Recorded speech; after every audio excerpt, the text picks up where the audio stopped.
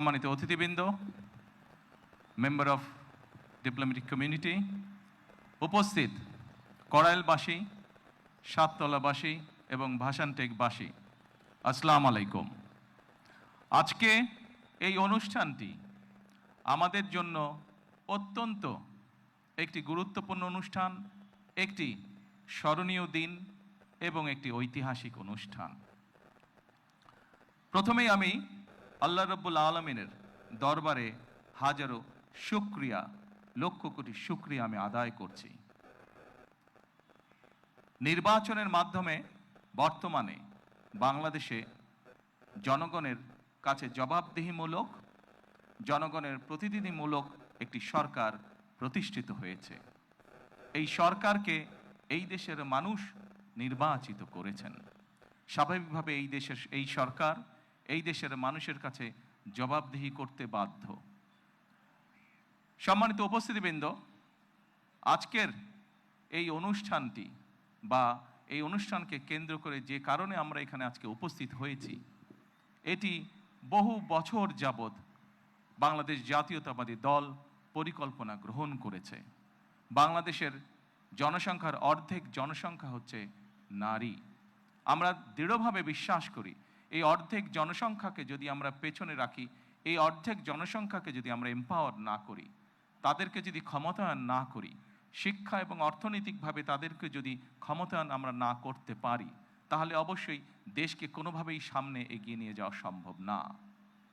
আপনাদের নিশ্চয়ই সকলের খেয়াল আছে, এর আগে বিএনপি সরকার যখন দেশ পরিচালনার দায়িত্বে ছিলেন, দেশনেত্রী বেগম খালেদা জিয়া যখন দেশ পরিচালনার দায়িত্বে ছিলেন, সেই সময় সমগ্র বাংলাদেশে তিনি নারীদের শিক্ষা ব্যবস্থা, স্কুল পর্যায় থেকে ইন্টারমিডিয়েট লেভেল পর্যন্ত শিক্ষা ব্যবস্থাকে বিনামূল্যে করার ব্যবস্থা করেছিলেন।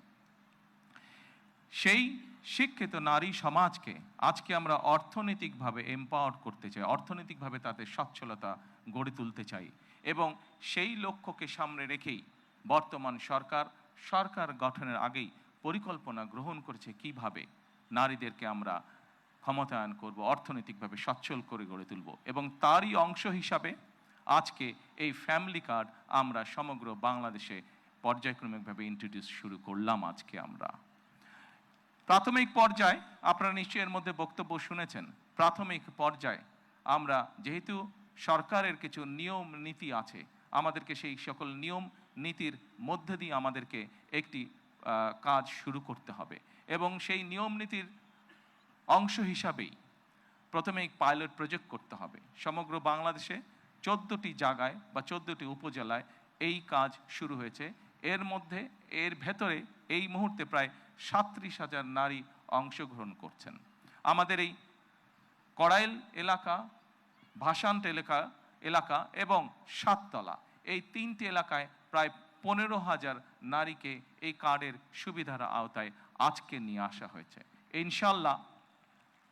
ইনশাল্লাহ আমি দৃঢ়ভাবে বিশ্বাস করি আমার সরকার পর্যায়ক্রমিকভাবে বাংলাদেশে যে 4 কোটি পরিবার রয়েছে, সেই 4 কোটি পরিবারের যারা নারী প্রধান, তাদের কাছে আগামী 5 বছরের মধ্যে ইনশাল্লাহ পর্যায়ক্রমিকভাবে সকলের কাছে আমরা এই ফ্যামিলি কার্ড নিয়ে যেতে সক্ষম হব ইনশাল্লাহ।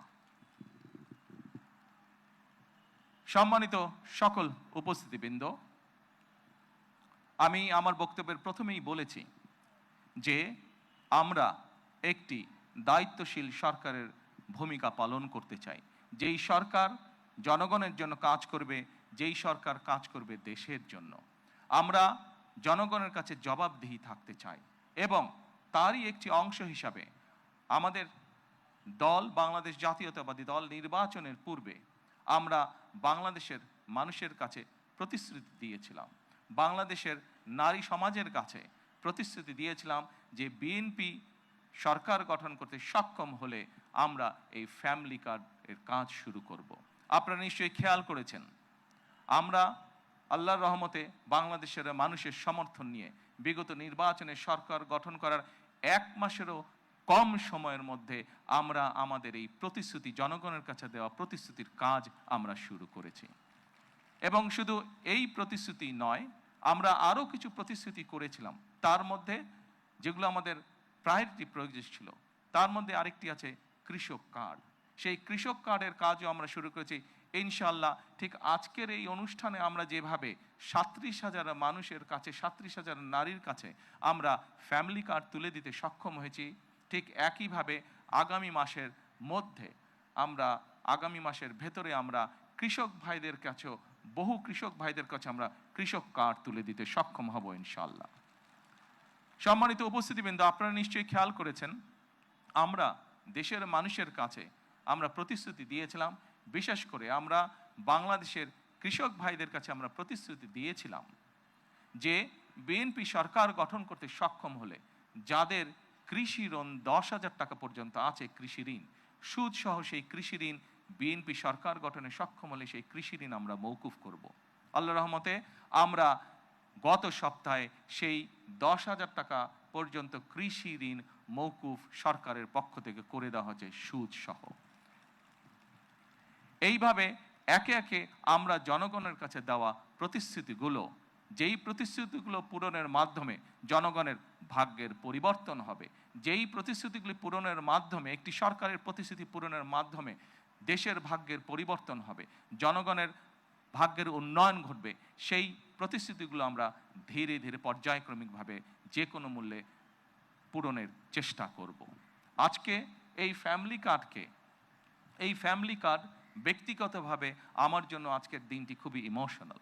কারণ এখানে আজকে যারা আপনারা অতিথি উপস্থিত আছেন, এখানে কিছু মানুষ উপস্থিত আছেন যাদের সাথে বিগত অনেকগুলো বছর ধরে আমি বসে বসে আমরা পরিকল্পনা গ্রহণ করেছি যে কিভাবে যখন সময় আমরা পাবো, সুযোগ পাবো, জনগণের সমর্থন পাবো, সেই ফ্যামিলি কার্ডটিকে আমরা বাস্তবায়ন করব।